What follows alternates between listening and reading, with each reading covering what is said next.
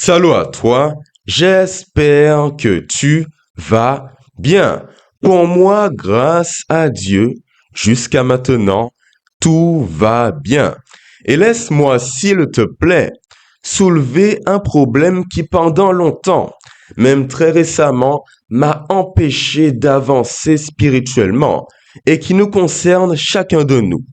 J'évoquerai ici le jugement, le fait de critiquer, mépriser, juger l'autre par rapport à son statut social, son apparence, son mode de vie et particulièrement sa vie spirituelle.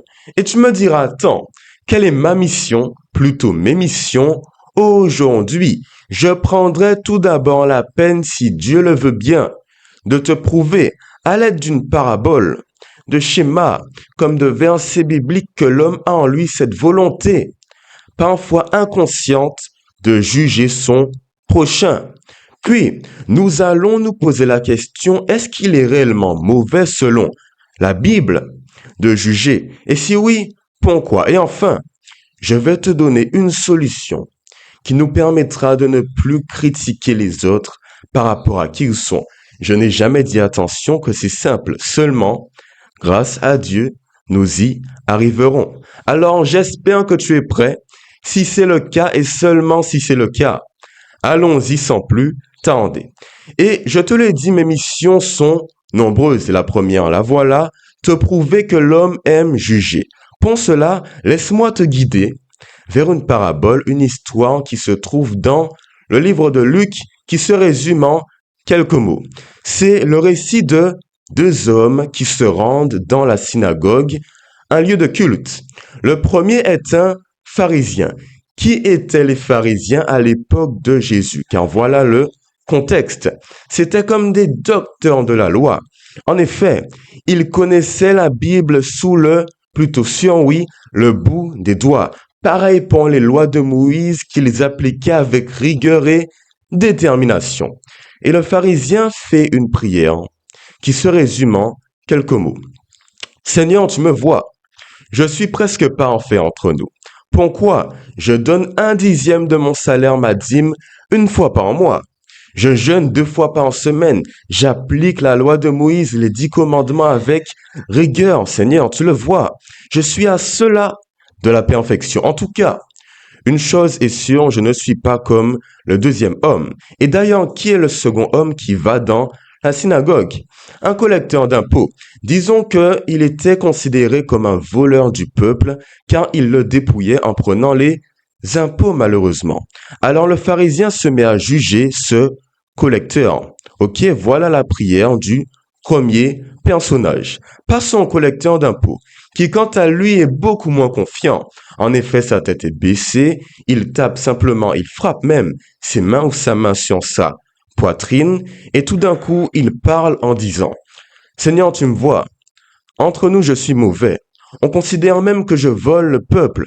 Je ne suis pas forcément de cet avis, mais je suis un grand pécheur, et j'ai besoin de ton aide, Seigneur. Et ce, maintenant, ne m'abandonne pas, s'il te plaît. Pardonne-moi, mon Dieu. Je t'ai prié au nom de Jésus et pour ta gloire. Amen. Alors, ce qui est magnifique, c'est qu'à la fin, et étonnant d'ailleurs, Jésus dit que le collecteur d'impôts a été trouvé juste aux yeux de Dieu, tandis que le pharisien, pas du tout. Et pourquoi avoir cité un tel récit?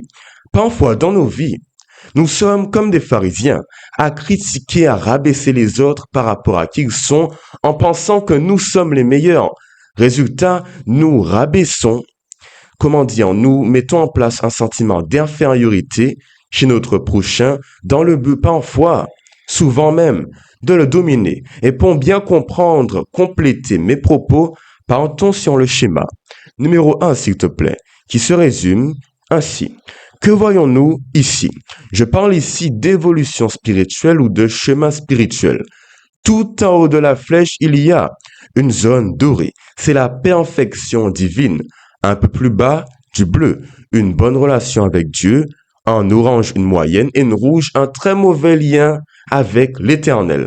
Alors, dans notre conception des choses, nous avons toujours tendance à penser que nous sommes très proches de la perfection. À peine à quelque part, qu'en dessous il y a nos parents, nos amis, et tout en bas, le collecteur d'impôts, le voleur, l'inconnu, la prostituée, le menteur, le criminel, le psychopathe. Tu vois que quelque part, nous voulons fixer une hiérarchie pour nous considérer meilleurs que les autres, ok?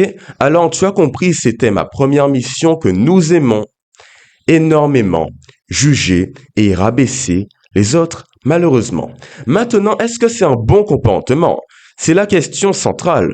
Pour avoir une réponse à cette dernière, allons s'il te plaît, premièrement dans Luc chapitre 18, le verset 14 qui nous dit heureusement ceci. Allons-y. Il est donc dit, en effet, toute personne qui s'élève sera abaissée et celle qui s'abaisse sera élevée. Voilà le point de vue de Dieu, mais ce n'est pas terminé. Allons deuxièmement, s'il te plaît, dans Proverbes chapitre 3, le verset 33 qui nous dit quelque part ceci. Allons-y. Changeons lentement, comme d'habitude. On n'est jamais très pressé. Proverbes chapitre 3, le verset 33 nous dit la malédiction de l'Éternel frappe la maison du méchant, mais il bénit le domaine des justes. Il se moque des moqueurs, mais il fait grâce aux humbles. Alors, que pouvons-nous retenir de ces passages? C'est que Dieu n'aime pas l'orgueilleux. Dieu n'aime pas l'arrogant. Et au contraire, si tu veux t'élever à ce stade, tu seras tôt ou tard abaissé par lui. Car pense à ceci, mets-toi s'il te plaît. Je sais que c'est impossible, mais essayons de nous mettre dans l'esprit de Dieu. Le monde était parfait initialement. Et puis le péché est rentré. Tout d'un coup, les imperfections sont nées au sein de notre nature humaine chez nous, humains. Et certains ont eu la chance d'avoir la parole à différents niveaux. Certains ont eu beaucoup de connaissances de Dieu, d'autres pas du tout. Alors si toi, tu as eu la grâce de connaître l'Éternel, d'avancer avec lui, quand il voit que tu critiques son œuvre, c'est-à-dire ton prochain, un humain comme toi, il ne prend pas ça. En effet, s'il le faut, il va te briser 1000 fois, 10 000 fois, 1 million de fois pour que tu réalises que tu n'as pas le droit de juger l'autre. Car sinon, et le fait d'ailleurs, il va te juger très sévèrement. Alors non, Dieu le dit clairement, il est mauvais de se comparer aux autres et de mépriser ceux qui nous ressemblent, car nous sommes tous, heureusement, humains. Et schématisons cette réalité avec le schéma 2 qui nous explique que parfois, souvent même, le point de vue de Dieu n'est pas toujours le même quand on parle de notre niveau spirituel. En tout cas, il n'est pas le même que le nôtre, ok? Que voyons-nous ici? Le même schéma. Sauf que là, devine quoi? Tu es tout en bas de l'évolution spirituelle que tu souhaites. C'est-à-dire dans une mauvaise relation avec Dieu. Pourquoi? Tu as osé t'élever au rang d'une prétendue perfection divine. Résultat, Dieu va toujours te montrer que tu es peut-être debout aujourd'hui, mais qu'à tout moment tu peux tomber. Et l'inconnu, la prostituée, le meurtrier, le criminel, toutes ces personnes que tu n'appréciais pas, que tu considérais comme inférieures à toi, sont presque tout en haut, avec une bonne relation, avec Dieu, presque à un niveau de perfection spirituelle. Ok? Alors ne juge pas, Dieu ne prendra jamais cela dans tes mains, comme on dit. Maintenant, tu me diras, mais je suis encore un peu flou. Comment faire réellement pour ne pas juger les autres? La réponse se trouve heureusement, Dieu merci, dans Galates chapitre 6, le verset 3, qui nous dit quelque chose comme cela. Allons-y. Galates chapitre 6, le verset, hop là, 3. J'y suis déjà. Il est donc dit, écoute bien, si quelqu'un pense être quelque chose alors qu'il n'est rien, il se trompe lui-même. Que chacun examine ses propres œuvres, et alors il aura de quoi être fier par rapport à lui seul, et non pas en comparaison avec un autre, car chacun portera sa propre responsabilité. Ok? Vous savez, j'aime beaucoup, mais énormément l'apôtre Paul, car il a toujours des bonnes réponses que je considère comme inspirées par Dieu, comme de nombreux auteurs et autrices dans la Bible. Mais que dit-il ici? Tout d'abord, il a bien localisé le problème. Nous aimons mépriser, critiquer les autres. Sauf qu'il te dit que si tu restes dans cette dynamique, ce mode d'action, tu es dans l'erreur et tu te trompes gravement, car on l'a vu à l'instant, Dieu n'aime pas l'orgueilleux. Mais il ne va pas se contenter de localiser le problème. Il va le centrer pour en trouver une vraie solution intéressante. Et là, voilà le remède. Ouais, voilà le remède. Écoute-moi bien. Pour ne pas établir de jugement sur quelqu'un comme toi, que tu pourrais parfois considérer comme inférieur à toi, il te faut rester centré sur Dieu. Car en effet, Paul nous indique quelque chose. Sois fier de qui tu es, par rapport à, pas forcément par rapport aux autres, à l'inconnu, à la personne qui peut-être est moins bien que toi, non. Sois fier de qui tu es, en prenant en considération le fait que Dieu t'a recueilli, nous a recueillis et qu'il nous a rendu meilleurs résultats.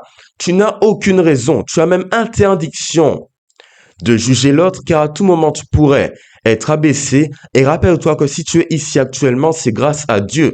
Alors tu devrais plutôt te dire que si tu te considères meilleur, sachant que ce n'est pas une bonne chose, mais si tu vois que une personne comme toi a du mal, tu devrais l'épauler, l'aider à être meilleur et non pas te mettre sur un piédestal en pensant que elle n'est plus à ton niveau. Ce n'est pas le cas.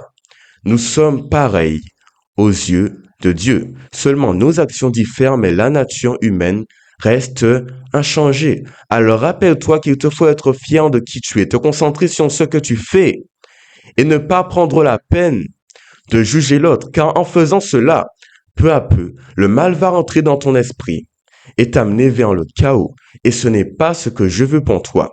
Alors illustrons cette solution à l'aide d'un exemple concret, le mien. Disons qu'en lançant cette chaîne YouTube, au début, je me suis dit, waouh, c'est beau ce que je fais. Je suis probablement meilleur que beaucoup. Alors l'arrogance est un peu rentrée dans mon esprit. Et là, un homme de Dieu, je dirais, m'a parlé et m'a expliqué quelque chose. Si je rentre dans cette dynamique, me poussant à croire que je suis meilleur et donc à mépriser les autres, je finirai par en tomber, car ce n'est pas normal. Maintenant, je me dis que j'ai cette chaîne YouTube, mais que c'est une grâce que Dieu m'a faite. Alors, en aucun cas, je devrais comment dire, me vanter, justement, de qui je suis. En tout cas, pas par rapport aux autres, mais surtout grâce à Dieu. Dieu m'a rendu ainsi. Je suis fier de cela, mais je ne vais pas critiquer les autres car il est mauvais de le faire. Concentre-toi sur ce que tu fais. Là maintenant, je tourne cette vidéo.